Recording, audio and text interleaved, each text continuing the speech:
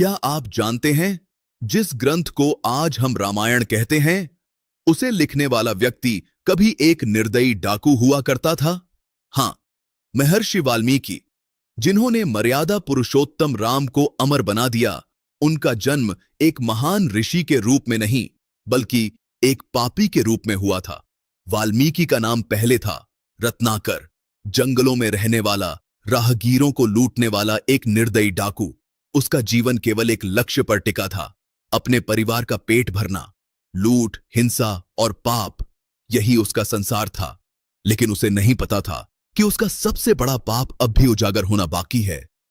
एक दिन उसी जंगल से गुजरे देव ऋषि नारद।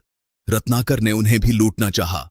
नारद मुस्कुराए और बोले, जो पाप तुम कर रहे हो, क्या तुम्हारा परिवार उसका भागीदार बनेगा? रत्नाकर ठिठक गया। नारद ने कहा, जाओ, अपने परिवार से पूछो। रत्नाकर गया। पत्नी, माता पिता, बच्चों से पूछा, मेरे पापों में तुम मेरा साथ दोगे क्या? सबका जवाब एक था, नहीं, पाप तुम करो, फल तुम भोगो।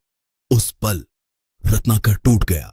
जिसके लिए वह पाप कर रहा था, वही उसके साथ खड़ा नहीं था। नारद मुनि ने कहा, यदि मुक्ति चाहते हो तो राम नाम जपो। रत्नाकर राम भी नहीं बोल पाया। नारद ने कहा, मरा मरा, जपो।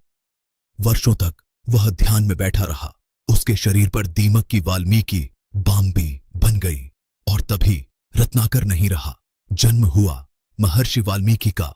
वाल्मीकि ने पहली बार श्लोक तब बोला जब उन्होंने एक क्रौंच पक्षी को वियोग में तड़पते देखा। उस करुणा से जन्म हुआ संस्कृत का पहला श्लोक।